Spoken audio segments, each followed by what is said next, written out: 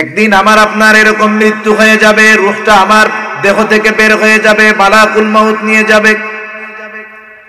আমার আপনার ব্যাপারে মসজিদের মধ্যে ঘোষণা হবে, অমুক এলাকার অমুক আজ বিকাল 5 ঘটিকার সময় ইন্তেকাল করিয়াছে। ইন্তেকালের মাধ্যমে দুনিয়ার 20 বছর, 40 বছর, 50 বছর, 60, 70, 80 বছরের হায়াতের জিন্দেগি শেষ। এভারেজ দুনিয়ার হায়াতের সংখ্যা 65 থেকে 70 বছর মেয়াদ। রূহের জগতে ছিলাম কত বছর হিসাব নেই। দুনিয়ার বয়সের হিসাব ধরেন 70 বছর। এরপরে মৃত্যু হয়ে গেল, ঘোষণা হলো আব্দুর রহিম, আব্দুল করিম ইন্তেকাল করিয়াছে। আগামীকাল সকাল 8 ঘটিকায় মসজিদের সামনে তার জানাজা। শব্দটা হলো ইন্তেকাল। ইন্তেকাল শব্দটি হলো আরবি শব্দ। ইন্তেকাল শব্দের অর্থ সব কিছু শেষ হয়ে যাওয়া নয়, বরং একটা শেষ নতুন করে আর একটা শুরু হয়। ইন্তেকাল শব্দের অর্থ হলো স্থানান্তরিত হওয়া। একটু ডিল দেন। ইন্তেকাল শব্দের অর্থ হলো স্থানান্তরিত হওয়া। ছিল দুনিয়ায়, দুনিয়া থেকে স্থানান্তরিত হয়ে চলে গেছে আর একটা জগতে। সেই জগতের নাম হলো আলমে বরজখ, কবর জগৎ, সোজা কথা। এবার নতুন এক মঞ্জিল শুরু হয়ে গেল, প্রত্যেকের হবে। দুনিয়া থেকে যারা চলে গেছে তাদেরও সে জগৎ চলতেছে, আলমে বরজখ, কবর জগৎ। একটা সময় শেষ হবে, কিন্তু কবর জগতে অবস্থান কত হাজার বছর নাকি লক্ষ বছরের হিসাব আমাদের জানা নাই। একটা সময় কবর জগৎ শেষ হয়ে যাবে। ইসরাফিল আলাইহিস সালাম আল্লাহ তাআলার আদেশে সিংহায় ফুৎকার দিবে। আল্লাহ রব্বুল আলামিন সেই দিন সব মানুষকে আবার একত্রিত করবে। ইয়াউমুল হাশর, একত্রিতকরণ দিবস, যেদিন দুনিয়ার সব মানুষকে আবার এক জায়গায় একত্রিত করা হবে। আমরা ছিলাম রূহের জগতে একসাথে একবার, এবার আল্লাহ হাশরের ময়দানে আমাদেরকে একত্রিত করবেন। একত্রিতকরণের ময়দান কিয়ামতের দিন। 2টা সিংহায় ফুৎকার দেওয়া হবে। আল্লাহ রাব্বুল আলামিন বলেন, وَنُفِخَ فِي الصُّورِ فَصَعِقَ مَنْ فِي السَّمَاوَاتِ وَمَنْ فِي الْأَرْضِ ثُمَّ نُفِخَ فِيهِ أُخْرَى فَإِذَا هُمْ قِيَامٌ يَنْظُرُونَ।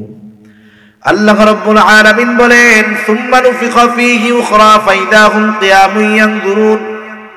প্রথম ফুৎকার যখন দেওয়া হবে, وَنُفِخَ فِي الصُّورِ فَصَعِقَ مَنْ فِي السَّمَاوَاتِ وَمَنْ فِي الْأَرْضِ। প্রথমবার সিংহায় ফুৎকার দেওয়ার পর আসমান জমিন চূর্ণ বিচূর্ণ হয়ে যাবে। আসমান জমিনের মাঝে যা আছে সব চূর্ণ বিচূর্ণ হয়ে যাবে, সব কিছু ধ্বংস হয়ে যাবে। শুধুমাত্র একজনের অস্তিত্ব বাকি থাকবে। বলেন তো তিনি কে? আল্লাহ রাব্বুল আলামিন প্রথমবার সিংহায় ফুৎকার দেওয়ার মাধ্যমে আসমান জমিন পাহাড় পর্বত সব তছনছ হয়ে যাবে। আল্লাহ তাআলার আদেশে ইসরাফিল আলাইহিস সালাম দ্বিতীয়বার সিংহায় ফুৎকার দিবে। আল্লাহ তাআলা বলেন, সুম্মা নুফিখা ফীহি উখরা ফাইযা হুম কিয়ামুন ইয়ানজুরুন। দ্বিতীয়বার সিংহায় ফুৎকার দেওয়ার পর যে যেখানে দাফনকৃত, যাকে যেখানে দাফন করা হয়েছিল, প্রত্যেকের জায়গা থেকে ওইটা দাঁড়ায়া যাবে। সুবহানাল্লাহ। শুধু দাঁড়াবে তা না, ডাইনে বামে তাকায় দেখবে কি হইতেছে, কি হইতেছে। যাই হোক, শুরু হয়ে যাবে বিচার দিবস। যেই দিবসের একচ্ছত্র অধিপতি আল্লাহ। শুরু হয়ে যাবে বিচার দিবস। লম্বা বিষয়, মনে করেন ওটাও একটা মঞ্জিল, একটা স্টেশন। কত দীর্ঘ সময় হবে এই বিচারের দিন। আল্লাহ তাআলা বলেন, ইয়াউমান কানা মিকদারুহু 50 আলফা সানা। কিয়ামতের এক একটা দিনের মেয়াদ হবে দুনিয়ার 50,000 বছরের সমান। এরপরে একটা সময় হিসাব নিকাশ হবে, বিচার আচার হবে। আল্লাহ রাব্বুল আলামিন মানুষকে দুইটা ভাগে বিভক্ত করে দিবে। আল্লাহ তাআলা বলেন ফারিকুম ফিল জান্নাতি ওয়া ফারিকুম ফিস সাঈর। আল্লাহ রাব্বুল আলামিন বলেন একটা দল হবে জান্নাতি আর একটা দল হবে জাহান্নামী। জান্নাতে যারা যাবে অনন্তকাল জান্নাতি, আর যারা জাহান্নামে যাবে এদের মধ্যেও মূলত দুইটা ভাগ হবে। একটা দল হলো বেঈমান, তারা অনন্তকাল জাহান্নাম হবে তাদের আবাসস্থল।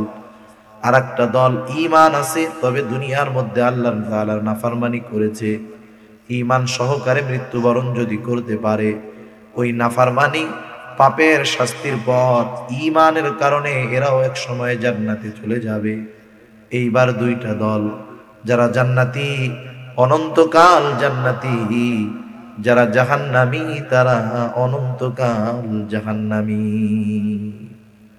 এই যে মঞ্জিলগুলা, রূহের জগৎ, দুনিয়ার জগৎ, কবর জগৎ, হাসরের দিন, জান্নাত অথবা জাহান্নাম, এই যে মঞ্জিলগুলার মধ্যে সবচাইতে কম সময় অবস্থান কোথায় জোরে বলেন তো? আল্লাহ রাসূল সাল্লাল্লাহু আলাইহি ওয়াসাল্লাম বলেন আশাদ্দুন নাসি বালা আল আম্বিয়া সুম্মাল আমসালু ফাল আমসাল। নবী আলাইহিস সালামকে যেমন পরীক্ষা নেওয়া হয়েছে ওই রকম পরীক্ষা সাহাবাদের নেওয়া হয় নাই। যদি সাহাবাদের নেওয়া হয়তো ওনারা ফেল যাইত। সাহাবাদের যেই পরীক্ষা নেওয়া হয় সেটা তাবেঈনদের নেওয়া হয় নাই। তাবেঈনদের যদি সাহাবাদের মতো পরীক্ষার সম্মুখীন হওয়া লাগতো তারা ফেল যাইত। তবে তাবেঈনদের যেই পরীক্ষা নেওয়া হয়েছে তাবেঈনদের মতো নেওয়া হয় নাই। যদি তাবেঈনদের পরীক্ষা তাবেঈনদের মতো হইতো তাইলে তারা ফেল যাইত। সেজন্য নবী বলেন আশাদ্দুন নাস বালা আল আম্বিয়া, সবচাইতে কঠিন পরীক্ষা হলো পয়গম্বর আলাইহিস সালামের। এরপরে ধারাবাহিকতার ক্রমান্বয়ে যার অবস্থা যেমন পরীক্ষা হয় তেমন। তাহলে বোঝা গেল এই জামানায় আমরা যেই পরীক্ষার সম্মুখীন হই এই পরীক্ষাগুলায় পাশ করার যোগ্যতা আমাদের আছে, ঠিক না? যেমন মনে করেন একই ক্লাসের 10 জন ছাত্র, একই ক্লাসের 10 জন ছাত্র, 5 জন ঠিক মতো লেখাপড়া করে, 5 জন ঠিক মতো লেখাপড়া করে না। মা বাবা চিন্তিত যে যেই 5 জন ছেলে লেখাপড়া করে না তাদের মা বাবা টেনশনে আছে, না জানি আমার ছেলে পরীক্ষায় ফেল যায়, লেখাপড়া তো করেই না। ছেলে 5 জন বলে মা বাবা চিন্তা করেন না, পরীক্ষার আগের রাত্রে আমাদের বন্ধুরা আমাদেরকে এমন সাজেশন দিবে, যা দিবে পরীক্ষার হলের মধ্যে তাই আসবে। এই আশায় লেখাপড়া না করে তারা ঘোরাফেরা করতে লাগলো। আর বাকি 5 জন চিন্তা করতেছে আমরা পুরা বই পড়বো, বলা যায় না প্রশ্ন কোথার থেকে আসে, যেখান থেকেই প্রশ্ন দিক না কেন আমরা জানি গোল্ডেন A+ পাই, আমাদের প্রস্তুতিটা হবে এরকম। এইবার পরীক্ষার আগের দিন রাত্রে ওই 5 জনের কাছে সাজেশন আসলো। 10 বন্ধু একই সাথে পরীক্ষার হলে চলে গেল।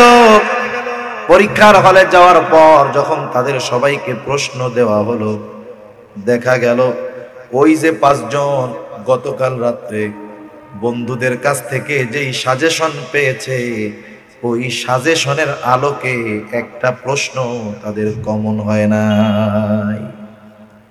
একটা প্রশ্ন কি হয় নাই? কমন হয় নাই। এখন বলেন গত রাত্রে তারা যেগুলা পড়ছে এগুলা যদি সকালে পরীক্ষা প্রশ্নপত্রে না আসে তাইলে জবাব দেওয়ার অবস্থা আছে তাদের? কথা বুঝেন নাই? জবাব দেওয়ার অবস্থা আছে? কারণ সাজেশন যা পেয়েছে সেগুলা প্রশ্নে আসে নাই। উত্তর দিতে পারবে? পাশ করা তো বহুত দূর, ফেল করাই তো কঠিন, ঠিক না?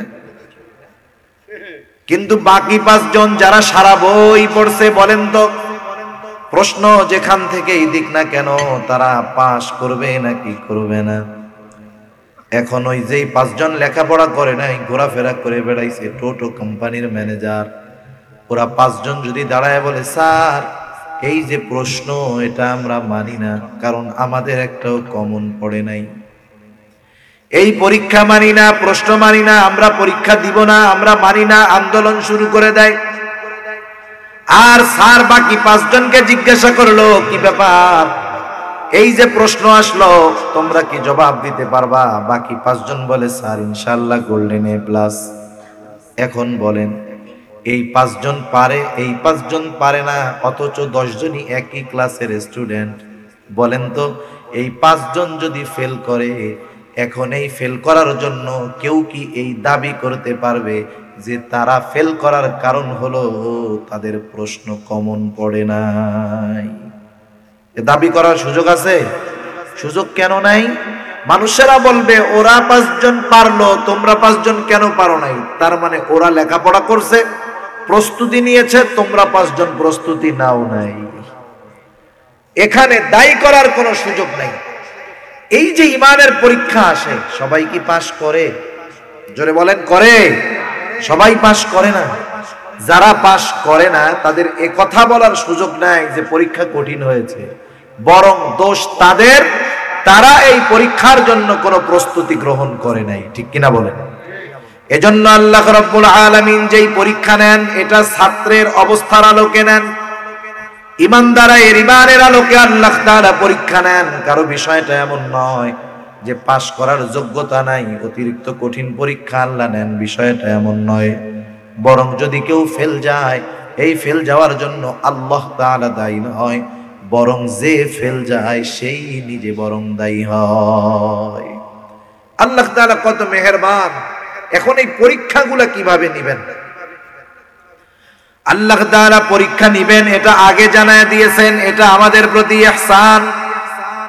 কারণ প্রস্তুতিবিহীন পরীক্ষা বড় কঠোর হয়ে যায়। সর্বোচ্চ মেধাবী একজন ছাত্র যদি প্রস্তুতিবিহীন হঠাৎ করে ঘুম থেকে ওঠার পর যদি বলা হয় চল তোর পরীক্ষা দিতে হবে, মেধাবী ছাত্র ফেল যাওয়ার সম্ভাবনা আছে না নাই? কিন্তু একটা ছাত্র যখন প্রস্তুতি নেওয়ার সুযোগ পায়, অবশ্যই পরীক্ষায় ভালো রেজাল্ট করার তার সুযোগ থাকে। এজন্য আল্লাহ রব্বুল আলামিন আগেই জানায় দিলেন, মুমিন দুনিয়াতে তো আমি আল্লাহ তোমাকে কিছু পরীক্ষা নিব। আবার পরীক্ষাগুলা কোন কোন ধরনের হতে পারে তাও জানায় দিয়েছেন কে? আল্লাহ তাআলা জানায় দিয়েছেন। আল্লাহ রাব্বুল আলামিন বলেন, ওয়ালা নাবলুওয়ান্নাকুম বিশাইইম মিনাল খাউফি ওয়াল জু' ওয়া নাকসিম মিনাল আমওয়াল ওয়াল আনফুসি ওয়াস সামারাত। আল্লাহ রাব্বুল আলামিন বলেন, ওয়ালা নাবলুওয়ান্নাকুম বিশাইইম মিনাল খাউফ, আমি অবশ্যই অবশ্যই তোমাদের পরীক্ষা নিব। এখন পরীক্ষাগুলা কিভাবে নিবেন? আল্লাহ রাব্বুল আলামিন বলেন, বিশাইইম মিনাল খাউফ, ও মুমিন কিছুটা ভীতি ভয় প্রদর্শনের মাধ্যমে তোমার ঈমানের পরীক্ষা নেওয়া হবে। ওয়াল জু', ক্ষুধা তথা অভাব দারিদ্রতার মাধ্যমে তোমার পরীক্ষা নেওয়া হবে। ওয়া নাকসিম মিনাল আমওয়াল, মালের লসের মাধ্যমে তোমার পরীক্ষা নেওয়া হবে। ওয়াল আনফুস, জানের ক্ষতি, জীবনের ক্ষতি, স্বাস্থ্যের ক্ষতির মাধ্যমে তোমার পরীক্ষা নেওয়া হবে। ওয়াস সামারাত, ফল ফসলের ক্ষতির মাধ্যমে তোমার পরীক্ষা নেওয়া হবে। এখন পরীক্ষায় পাশ কারা? আল্লাহ রব্বুল আলামিন বলেন, এই পরীক্ষায় পাশ হলো তারা যারা এই পরীক্ষায় ধৈর্যের উপরে অবিচল থাকবে। এই পরীক্ষায় বিপদ আপদ মুসিবতে সবরের উপরে থাকবে, এরা হলো এই পরীক্ষায় পাশ। সুবহানাল্লাহ। এখন বিপদ আপদ মুসিবত আসলে সবর কেমনে করব? সবর বলতে কি বুঝি আমরা? আমরা অনেক সময় মনে করি আমাদের হাত পা কেটে গেছে, আমরা চুপ করে বসে থাকবো, যা হয় হবে, পয়সা যায় যাক, আমি সবরের উপরে থাকবো। এইটা সবর না। কারণ রাসূলুল্লাহ সাল্লাল্লাহু আলাইহি ওয়াসাল্লাম বলেছেন, তোমরা যদি অসুস্থ হও চিকিৎসা গ্রহণ করো। শুধু তাই না, কেউ যদি বিপদ আপদ মুসিবতে পতিত হয়, আল্লাহ তাআলা যদি কাউকে বিপদ দিয়ে পরীক্ষা নেন, আবার আল্লাহ তাআলা জানায় দেন, বান্দা আমি আল্লাহ যেহেতু বিপদ আপদ মুসিবত দিয়ে পরীক্ষা নেই, আমি আল্লাহ এটাও তোমাদেরকে জানায় দিলাম, বিপদ আপদ মুসিবত যদি আসে কোথায় কিভাবে তোমরা সাহায্য চাইবা। বিপদ দেন কে? আবার বিপদ থেকে কোন পদ্ধতিতে সাহায্য চাইতে হবে, কিভাবে, কার কাছে, তাও শিখায় দেন কে? এখন আল্লাহ দেখতে চান যে বান্দা বিপদে পড়ার পরে আমি যেই পদ্ধতি শিখায় দিছি সেই পদ্ধতিতে আমার কাছে সাহায্য চায় নাকি নিজে অন্য একটা পদ্ধতি বাইর করে, এটা আল্লাহ দেখতে চায়। এজন্য দুইটা আয়াত আগেই আল্লাহ রাব্বুল আলামিন বলেন, ইয়া আইয়ুহাল্লাযীনা আমানুস্তাঈনু বিস-সাবরি ওয়াস-সালাহ। আল্লাহ রাব্বুল আলামিন বলেন, হে ঈমানদারেরা, বিপদ আপদ মুসিবতে আমি আল্লাহর কাছে তোমরা সাহায্য চাও। কিভাবে সাহায্য চাইবা? আল্লাহ তাআলা বলেন, বিস-সাবরি ওয়াস-সালাহ। বান্দা সবর এবং সালাতের মাধ্যমে আমি আল্লাহ তাআলার কাছে তোমরা সাহায্য চাও। সবর এবং সালাতের মাধ্যমে, সবর এবং সালাতের মাধ্যমে। সবর কাকে বলে?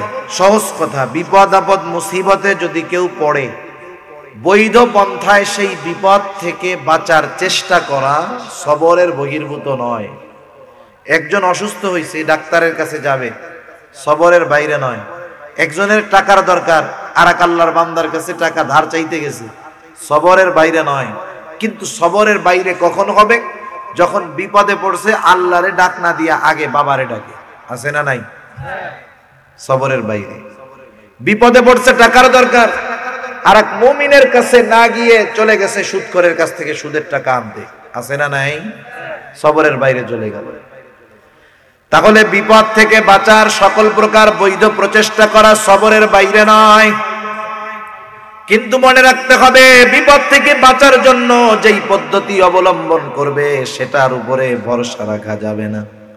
যেমন করোনা থেকে বাঁচার জন্য মাস্ক, করোনা থেকে বাঁচার জন্য টিকা লাগান, অসুবিধা নাই, কিন্তু সাবধান, ইয়াকিন রাখতে হবে এটা যে আমার মাস্ক, আমার টিকা মূলত আমাকে করোনা থেকে বাঁচাতে পারে না, করোনা থেকে বাঁচাতে পারেন যিনি তিনি কে। যদি এইটাই হইতো, টিকা দিলে করোনা হবে না, তাহলে টিকা দেওয়ার পরেও করোনা হয় না?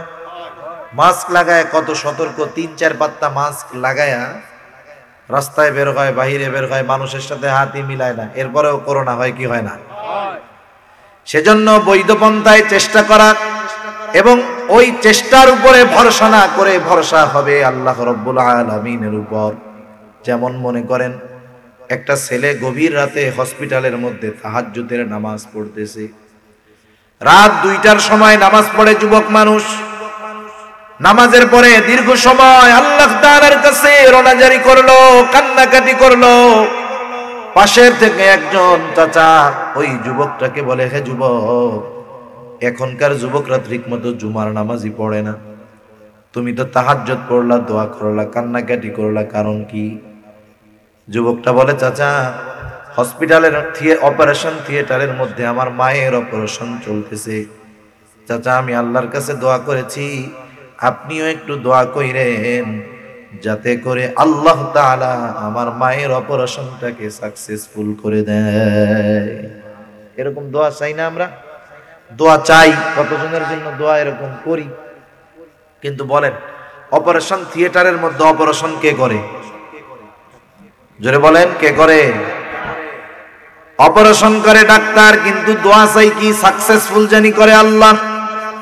এর মানে বোঝা গেল অপারেশন করে ডাক্তার, কিন্তু অপারেশন সাকসেসফুল ডাক্তার করতে পারে না, অপারেশন সাকসেসফুল যিনি করেন তিনি কে? এই যে দুইটা জিনিসের কম্বিনেশন, আপনি বৈধ পন্থায় চেষ্টা করতেছেন, কিন্তু ভরসা কার উপরে? এই পদ্ধতিতে বিপদ আপদ থেকে যদি কেউ বাঁচার চেষ্টা করে, এটা সবরের বহির্ভূত নয়। সাথে সাথে আর একটা কাজ করবে, কি করবে? সালাহ, নামাজ। নবীজি শিখায় দিয়েছেন সালাতুল হাজাত। আবার কি? যিনি বিপদ দিয়েছেন, যিনি বিপদ থেকে উদ্ধার করতে পারেন, আমি যার উপকার আশা করি, আমার তার নৈকট্য অর্জন করার দরকার, ঠিক না? আমি মনে করেন বিপদে পড়ছি, আমি যদি আরেকজনের কাছে সাহায্য চাই, ধমক দিয়া, এই বেটা আমি বিপদে পড়ছি, বাঁচা আমারে, ও দূরের থেকে কবে তুমি আগে মরো, ঠিক না? কিন্তু আমি যদি বিনয়ের সাথে, একবারে কাকুতি মিনতির সাথে বলি যে ভাই আমি বিপদে পড়ছি, আমার একটু হেল্প করেন, দুশ্মন যদি হয় দুশ্মনও সাহায্য করবে, ঠিক কিনা? কিন্তু আমি যদি বন্ধুকেও ধমক দিয়ে বলি, বন্ধু বলবে তুই মর, সাহায্য চাওয়ার ভাষা আর পাও নাই না, অসভ্য কোথাকার। এরকম বইলা কি করবে? বলবে তুমি মরো, তোমার সাহায্য করব না।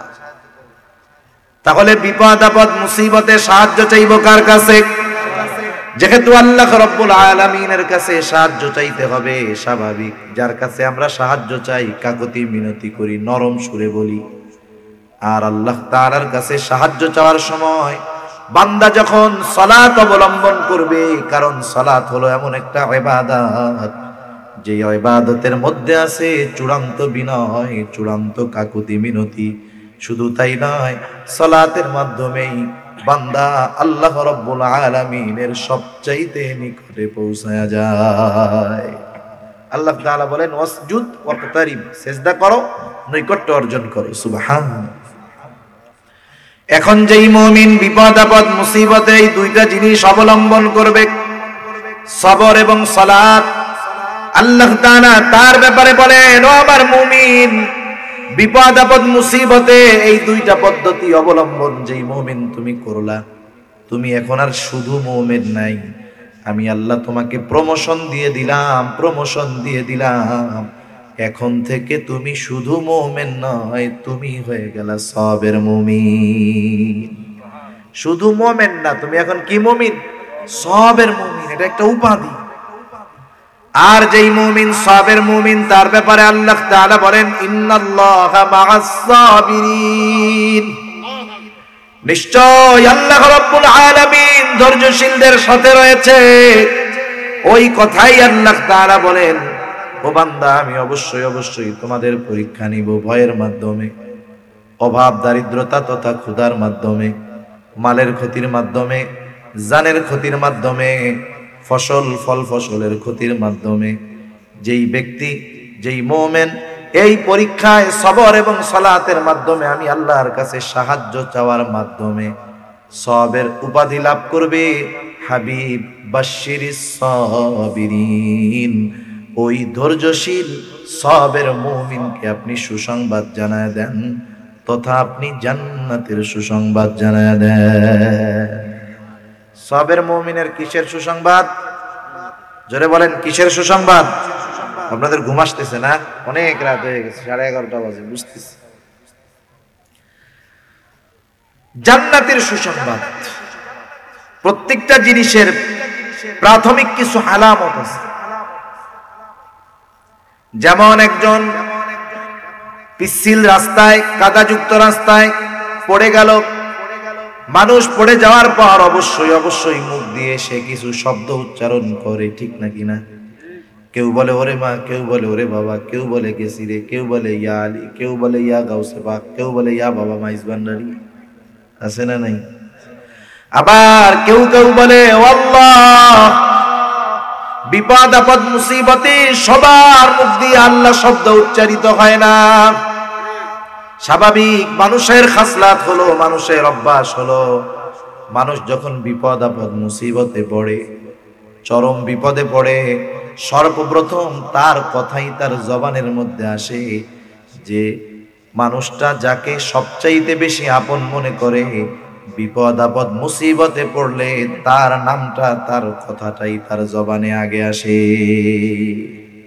যেমন আপনার বাচ্চা 2-2.5 বছর বয়স, কোলে করে নিয়ে আপনি বাজারে গেছেন। কোথায় গেছেন? বাজারে।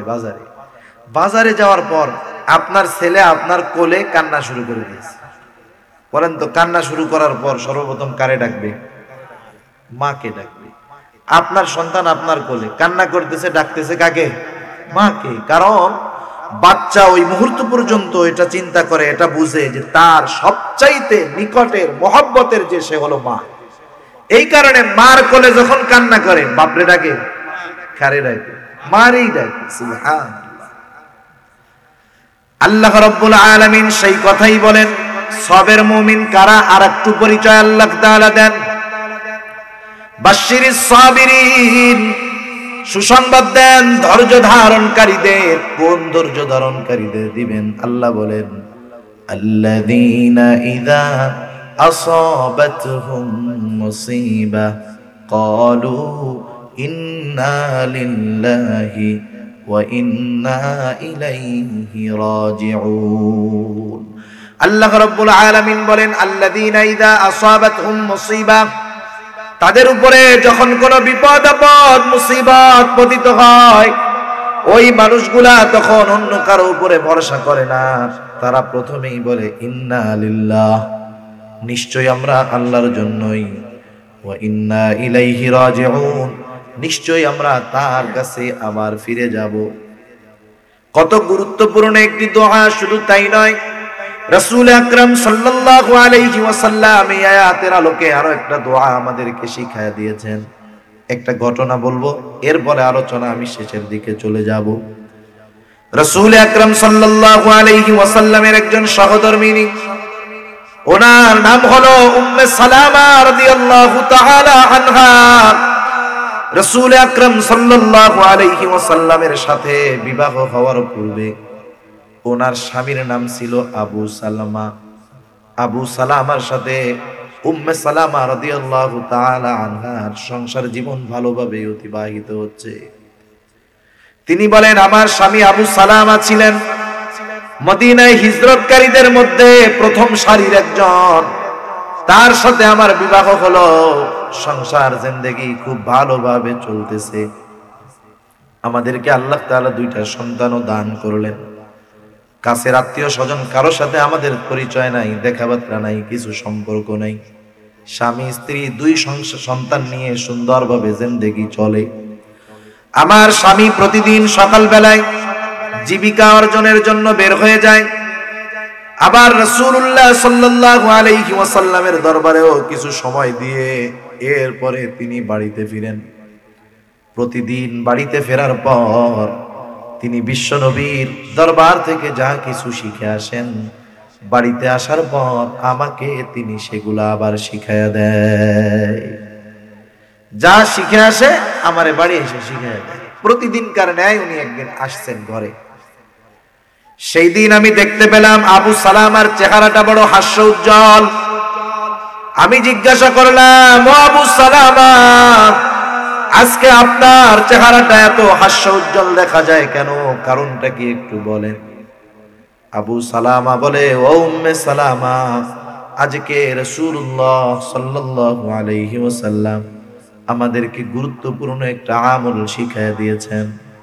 কোন মানুষ যদি বিপদ আপদ মুসিবতে ওই আমলটা করে, সে বিপদ আপদ মুসিবতের মাধ্যমে যা হারাবে, এই আমলের বদৌলতে আল্লাহ রাব্বুল আলামিন বিপদের মাধ্যমে যা হারিয়েছে তার চাইতে উত্তম বস্তু তাকে ফিরায়া দিবে। দোয়াটা শিখে রাখছে, সহিহ মুসলিমের হাদিস, দোয়াটা উনি শিখে রাখছেন। উম্মে সালামা রাদিয়াল্লাহু তাআলা আনহা বলেন, ইতিমধ্যে উহুদের যুদ্ধের দামামা বেজে গেল। আমার স্বামী সবার সাথে উহুদের যুদ্ধে রওনা হয়ে গেল।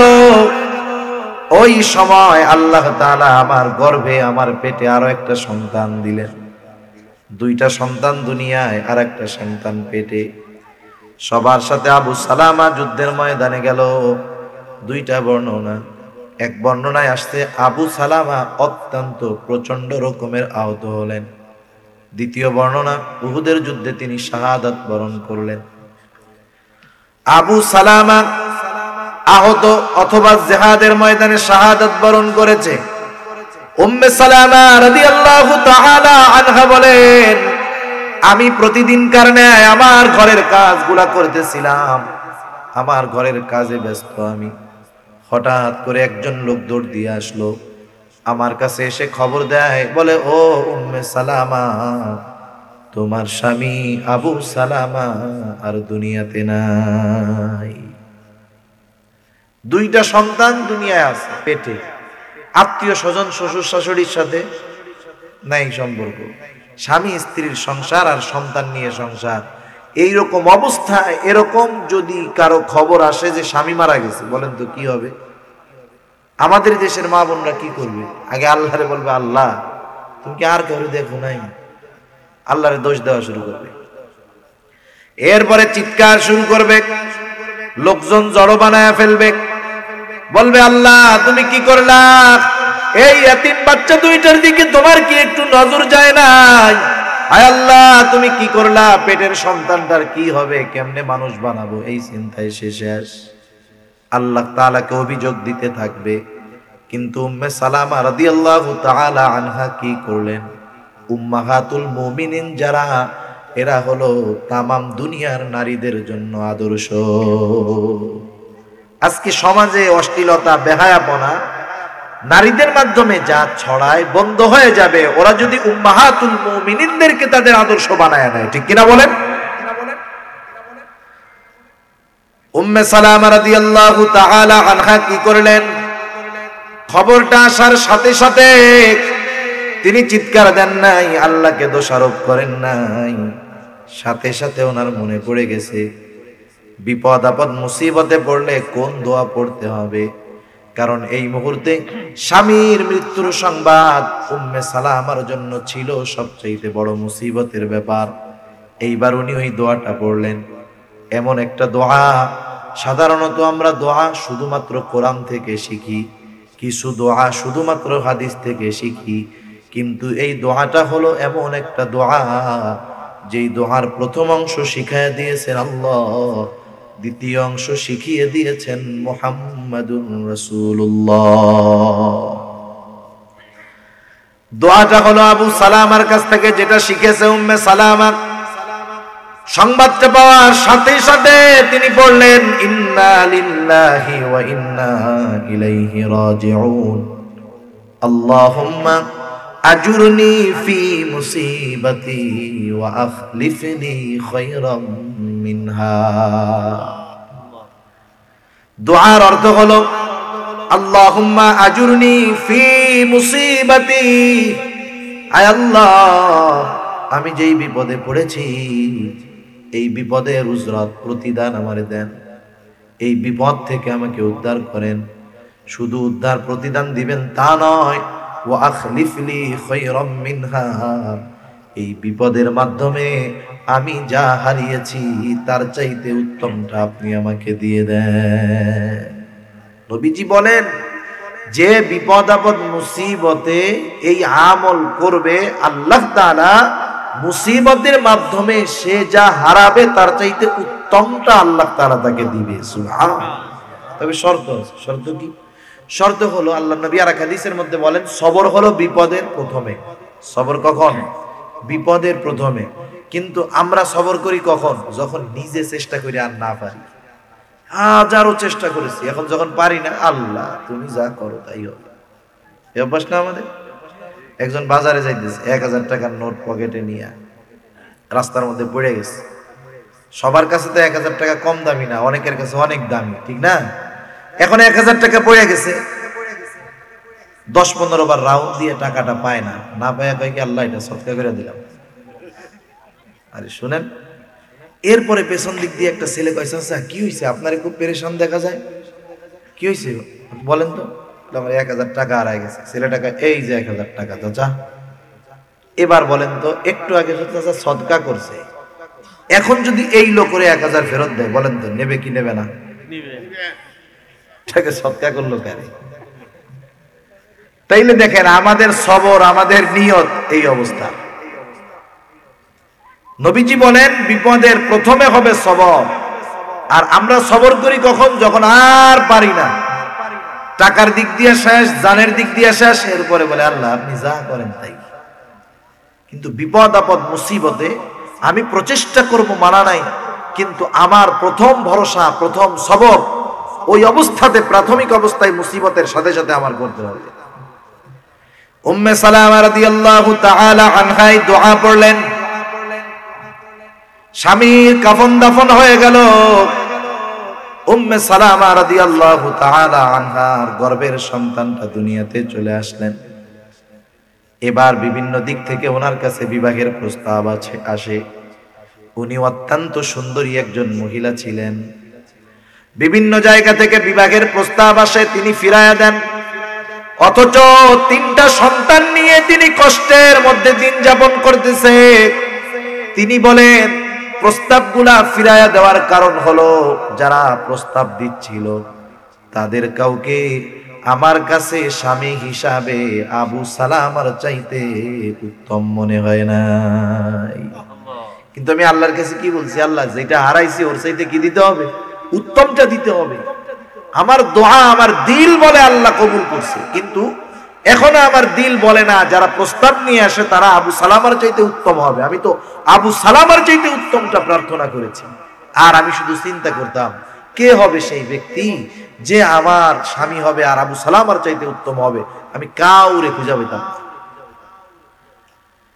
দিন যায়, আমার কষ্ট বাড়ে, সাহাবাদের মধ্যে আমার কষ্টের খবর পৌঁছায় গেল। রাসূল আকরাম সাল্লাল্লাহু আলাইহি ওয়াসাল্লামের কাছে আমার এবং আমার সন্তানদের কষ্টের খবরটা পৌঁছায় গেল। একদিন দুপুর বেলা প্রচন্ড রোদ, আমার পানির মাস্ক ছিঁড়ে গেছে, চামড়ার ব্যাগ। আমাদের এখন অনেক মুরব্বীদেরকে শহর থেকে ছেলেরা এনে দেয় ওয়াটার ব্যাগ, গরম পানি বইরা কোলের মধ্যে দিয়ে রাখলে শীতের দিন ব্যথা জায়গায় দিলে আরাম লাগে, আছে না? ওই ধরনেরই বড় ছিল। আরবরা চামড়ার ওই বস্তার মতো কোল বালিশের খোল দেখছেন না, ওই রকম বড় বড় চামড়ার ওর মধ্যে পানি ঝুলায় রাখতো, বইরা রাখতো, ছিঁড়ে গেছে। এটাকে আমি মেরামত করতেছিলাম, আমি দেখতে পেলাম রাসূলুল্লাহ সাল্লাল্লাহু আলাইহি ওয়াসাল্লাম আমার বাড়ির দিকে আসতেছে। আমি যখন নিশ্চিত হলাম তিনি আমার বাড়িতে আসতেছেন, আমি আমার জীর্ণ কুটিরে রহমাতুল লিল আলামিনের বসার জন্য ব্যবস্থা করে দিলাম। নবীজি বসলেন, আমার এবং আমার সন্তানদের খবরাখবর নিলেন। আমি আমার সব অসুবিধার কথা রহমাতুল লিল আলামিনের কাছে বর্ণনা করলাম। আলোচনা শেষ। নবীজি এবার আমাকে বিবাহের প্রস্তাব দিলেন। উম্মে সালামা রাদিয়াল্লাহু তাআলা আনহা সুন্দরী লজ্জাশীলা একজন মহিলা ছিলেন। ওনার রাগও একটু বেশি ছিল। একটা লজ্জাশীলা মহিলা, একটা লজ্জাশীলা মেয়ে, তার কাছে সামনাসামনি যত উত্তম পুরুষ প্রস্তাব দিক না কেন, বলেন তো সে কি লজ্জা বাদ দিয়া বলবে নাকি আপনার প্রস্তাবে রাজি, এখনই বিয়া, এরকম বলবে? সে লজ্জা পেয়ে যাবে, কারণ লজ্জা হলো নারীর ভূষণ। একটা নারী যদি লজ্জাহীন হয়ে যায়, ও 70 জন লজ্জাহীন পুরুষের চাইতে খারাপ হয়ে যায়। নারীর ভূষণ, নারীর অলংকার, নারীর অন্যতম সম্পদ হলো লজ্জা। এটা সবার ক্ষেত্রে। রাসূল আকরাম সাল্লাল্লাহু আলাইহি ওয়াসাল্লাম শুধু শুধু লজ্জাকে ঈমানের একটি শাখা হিসাবে অভিহিত করেন নাই। নবীজি বলেছেন আল হায়াউ শু'বাতুম মিনাল ঈমান। সুবহানাল্লাহ, লজ্জা ঈমানের একটা শাখা। এক সাহাবী তার ভাইকে লজ্জার ব্যাপারে তিরস্কার করতেছে। লোকটা অতি লাজুক ছিল, লজ্জার কারণে তাকে তিরস্কার করতেছে, বলে এত লজ্জা করলে হবে নাকি, লজ্জা শরম বাদ দাও। নবীজি বললেন না, তার লজ্জার ব্যাপারে তুমি তাকে তিরস্কার করো না, বরং লজ্জা হলো ঈমানের একটি শাখা। এই লজ্জা যদি কোনো নারী হারিয়ে ফেলে তাহলে সে যা খুশি তাই করতে পারে। কি করতে পারে? আগে তো আমরা এমন কিছু দেখি নাই, যেগুলার বিষয়ে আমরা কল্পনাও করি নাই, এমন কিছু এখন আমরা এই জামানায় দেখতেছি, ঠিক না? লজ্জা চলে যাওয়ার কারণে অবস্থাটা কি হলো? যেমন এই কয়েক মাস আগে মনে হয় দেখলাম যে একজন মেয়ে একটা ছেলেকে কিডন্যাপ করে, অপহরণ করে নিয়ে জোর করে কাজী অফিসে নিয়ে বিবাহ করছে না? বলতে পারেন হুজুর একটা দুইটা ঘটনা, এটা কিভাবে বাস্তবতার সাথে হতে পারে? একটা দুইটাই তো প্রথমে ঘটে, অ্যাভেলেবেল তো পরে হয়, ঠিক না? কালের পরিবর্তনে, সময়ের পরিবর্তনে ওই যে একজন যে রাস্তা দেখায় দিছে, এখন এক সময় হয়তো সবাই এই জঘন্য কাজের সাথে জড়ায়া যাবে। ছেলেরে পছন্দ হয়েছে, রাজি না, ওরে অপহরণ করে নিয়ে যায় বিবাহ করবে। আরে পৃথিবীতে তো খুন প্রথমে একটা হলো, এখন তো এলাকায় এলাকায়, থানায় থানায়, গ্রামে গ্রামে, শহরে শহরে প্রতিদিন আপনি পত্রিকার পাতা খুলেন, হত্যার খবর আছে না নাই? গোটা দুনিয়ার মধ্যে হত্যাযজ্ঞ চালাচ্ছে বিশ্বমরলেরা মুসলমানদের বিরুদ্ধে। স্বাভাবিক ব্যাপার হয়ে গেছে। আল্লাহ না করুন লজ্জাহীন যদি আমাদের মা বোনেরা হয়ে যায়, একটা সময় অ্যাভেলেবেল হয়ে যাবে যে ছেলেদের অপহরণ করে নিয়ে জোর করে খালি বিবাহ করতেছে। উম্মে সালামা রাদিয়াল্লাহু তাআলা আনহা অতি লজ্জাশীলা একজন নারী। তিনি তার রাসূলুল্লাহ সাল্লাল্লাহু আলাইহি ওয়াসাল্লামের প্রস্তাবে লজ্জায় হ্যাঁ বলেন না। আবার এই প্রস্তাব দুনিয়ার কোনো সাধারণ মানুষ দেয় নাই যে মন চাইলেই ফিরাইয়া দেওয়া যাবে। প্রস্তাব ফিরাইয়া দেওয়া যায় না। আবার লজ্জায় তিনি হাও বলেন না। তিনি কি করলেন? তিনি রাসূলুল্লাহ সাল্লাল্লাহু আলাইহি ওয়াসাল্লামের সামনে কয়েকটা ওযর পেশ করলেন। বললেন, ইয়া রাসূলুল্লাহ, আমি একজন অতি লজ্জাশীলা নারী। হতে পারে আমার এই অতি লজ্জাশীলতা আপনার কষ্টের কারণ হয়ে যাবে। 2 নম্বর, ইয়া রাসূলুল্লাহ, আমার তো বয়স কম হয় নাই। 3 নম্বর, আমার 3টা সন্তান রয়েছে। আমার বিবাহ হলে সন্তানগুলোর অবস্থা কি হবে? নবীজি এবার বললেন, ও উম্মে সালামা, চিন্তা করো না, আল্লাহ তাআলা তোমার এই অতি লজ্জাশীলতাকে স্বাভাবিক বানায় দিবে।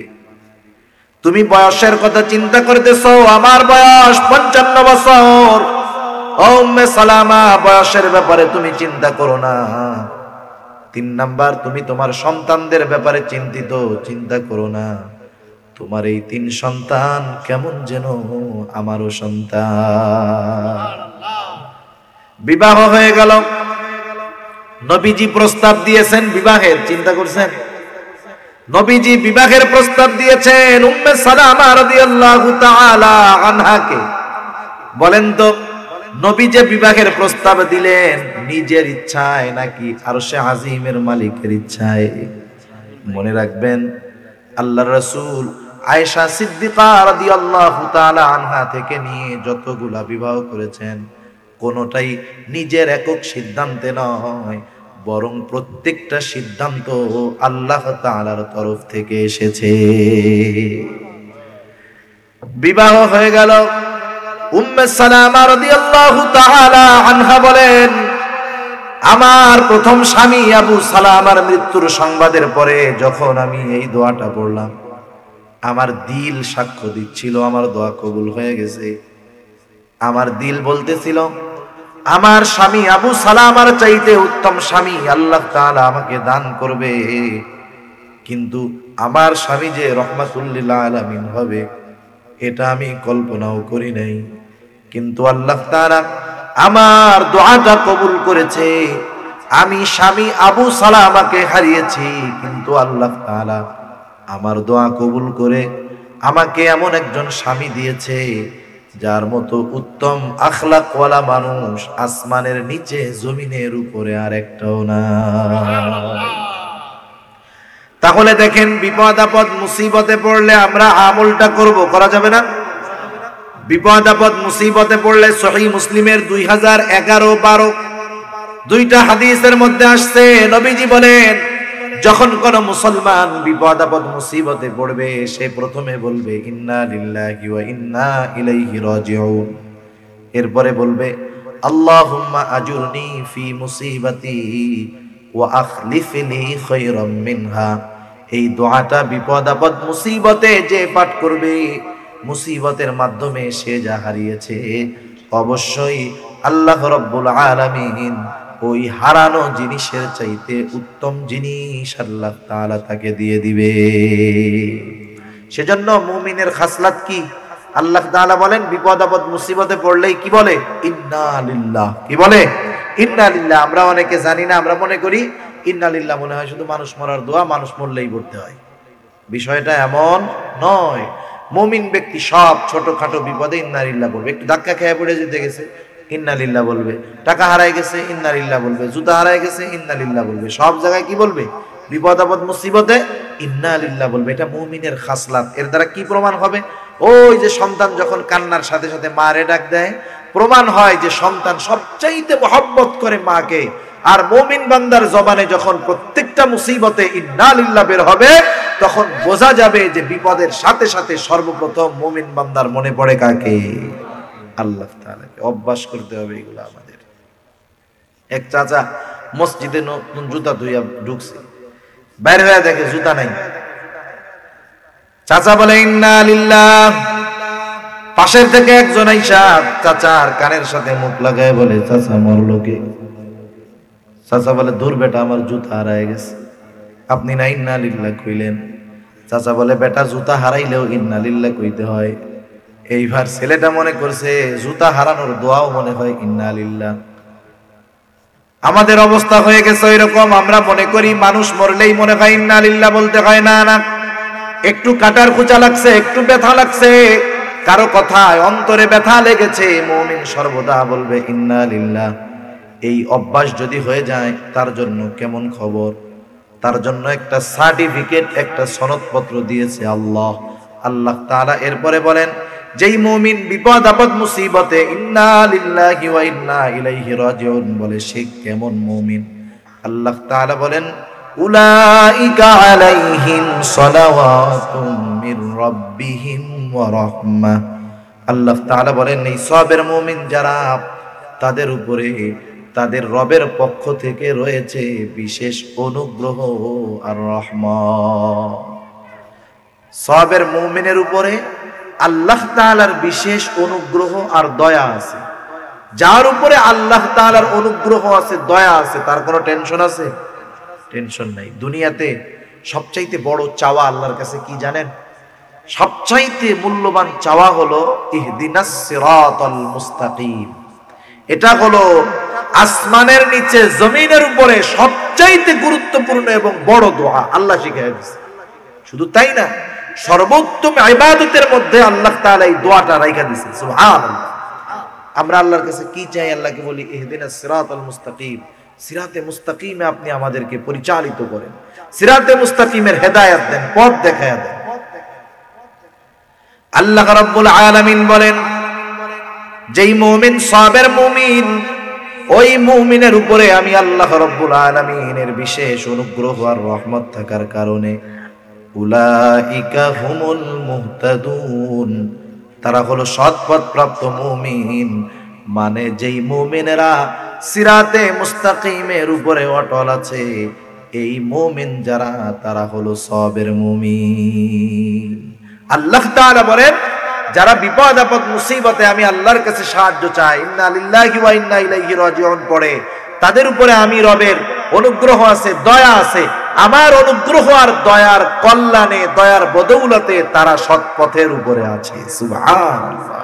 আর সৎপথ সিরাতে মুস্তাকিম, এ পথ অনেক জটিল, পিচ্ছিল, কণ্টাকাকীর্ণ। আল্লাহর রহমত এবং দয়া ছাড়া এই কঠিন, পিচ্ছিল, কণ্টাকাকীর্ণ যেই পথের পদে পদে পথে পথে শয়তানের ধোঁকা আছে, ষড়যন্ত্র আছে, চক্রান্ত আছে, এ পথের গন্তব্যে যদি পৌঁছাইতে হয় আল্লাহ তাআলার অনুগ্রহ আর দয়া দরকার আছে না নাই? সেজন্য আমরাও বিপদ আপদ মুসিবতে সবর অর্জন করব, সবের মুমিনদের তালিকায় আমাদের নামটা লেখায় নিব। সেজন্য দুনিয়ার পরীক্ষা যদি আসে হতাশ হব না, আল্লাহ তাআলার উপরে ভরসা হারাবো না। কারণ দেখেন, মুমিন বিপদ আপদ মুসিবতে পড়লে তার একটা সর্বশেষ আস্থা আছে। কাফের মুশরিক যারা তাকদীর বিশ্বাস করে না, আল্লাহকে বিশ্বাস করে না, তারা যখন বিপদে পড়ে, লস করে, ক্ষতি হয়, বলে আমার সব শেষ, এই চিন্তা করে অনেকে আত্মহত্যা করে, ঠিক না? এই যে আত্মহত্যা জানি সহজ হয়, এই জন্য বিদেশে মেশিন বানাইছে, শুনছেন না? যে 1 মিনিটের মধ্যে কষ্টবিহীন মৃত্যু হবে। আমার একটু জানতে মন চায়, কষ্টবিহীন যে মৃত্যু হইল, ওরে এইটা রিপোর্ট দিল কেডা? হ্যাঁ, ও যে বলল যে মৃত্যুটা কষ্টবিহীন হয়, তার মানে যে মরছে খবরটা তো তার কাছ থেকে দরকার, যে দেখ দোস্ত, তোর মেশিনে আমি মরছিলাম, আমার একটু কষ্ট হয় নাই, খুব আরামে মরছি। এখন বলেন, এইরকম একজন খবর দেওয়ার লোক তো দরকার, একজন। এই লোকটাকে আমরা পাইতেছি না। আপনারা পাইলে একটু না জানায় দিয়ে। অবস্থা কি, মানুষের ধোঁকা দেয় কেমনে, চিন্তা করছেন? এই যে মেশিনটা বানাইলো কেন আমি বলি, ওই যে বিকারগ্রস্ত, হতাশগ্রস্ত যেই মানুষগুলা, যে আমার সব শেষ, সব শেষ, করোনা আসছে, সব শেষ, প্যান্ডেমিকে শেষ, চিন্তায় শেষ, টেনশনে শেষ, ওরা বলে তোরা চিন্তা করে টেনশন করে মরা লাগবে না, মেশিন বানাই দিছি, আমাকে কিছু টাকা দিস, এমনি মরতে পারবি। আর মুমিন বিপদ আপদ মুসিবতে হতাশ হয় না, কারণ মুমিন জানে আল্লাহর পক্ষ থেকে আসছে। মুমিন বিশ্বাস করে ঈমানের 6 ভিত্তির একটি, ওয়াল কদরি খাইরিহি ওয়া শাররিহি মিনাল্লাহি তাআলা, তাকদীরের ভালো মন্দ কার তরফ থেকে আসে। শুধু তাই না, আল্লাহই কল্যাণ দেন, আল্লাহই অকল্যাণ দেন। আবার নবীজি কি বলেন, কোন মুসলমান কষ্টে পতিত হলেও তার জন্য সওয়াব, আবার যদি আরামে থাকে সওয়াব। সে যখন আরামে থাকে আল্লাহর প্রশংসা করে, আল্লাহ তাআলা তার উপরে খুশি হয়, নেকি দেয়। সে যখন বিপদে পড়ে, আল্লাহ সুবহানাহু ওয়া তাআলা এই বিপদের কারণে তার গুনাহগুলো মাফ করে দেয়। এমন কি হাত্তা শাওকাতি ইউশাকুহা, একটা কাটার আঘাতও যদি তার লাগে, এতটুকু কাটার আঘাত লাগার দ্বারা যদি কোনো কষ্ট হয়, এই কষ্টের বদৌলত, কষ্টের প্রতিদান আল্লাহ তাআলা তাকে দান করে। সুবহানাল্লাহ। তাহলে দেখেন, আমরা যদি দুনিয়ায় বিপদ আপদ মুসিবতে পড়ি, আল্লাহ তাআলা যদি এই বিপদ থেকে দুনিয়ায় আমাদের নাও বাঁচান, প্রথম আস্থা যে এর দ্বারা আল্লাহ তাআলা আমার গুনাহ মাফ করতেছে। দ্বিতীয়, এই যে কষ্টের প্রতিদান হয়তো আল্লাহ দুনিয়ায় দিবেন না, আখিরাতে দিবেন। আপনি আমি মনরে একটা সান্ত্বনা দিতে পারবো। আমাদের মনের সান্ত্বনা দেওয়ার, আত্মতৃপ্তি পাওয়ার, প্রশান্তি পাওয়ার রাস্তা আল্লাহ তাআলা খুলে রাখছেন, যে আমার দুনিয়ার কষ্টের পরিণাম দুনিয়াতে না পাই আল্লাহ আখিরাতে দিবে। কিন্তু যারা পরকাল বিশ্বাস করে না, বেঈমান, তারা ওই কি করে, তারা হতাশগ্রস্ত হয়ে আত্মহত্যার পথ বেছে নেয়।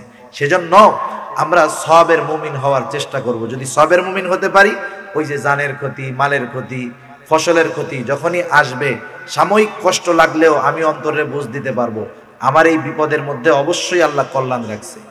কারণ মুমিন কোনো বিপদে পড়বে আর এই বিপদের কোনো উত্তম প্রতিদান আল্লাহ দিবেন না, এটা হতে পারে না।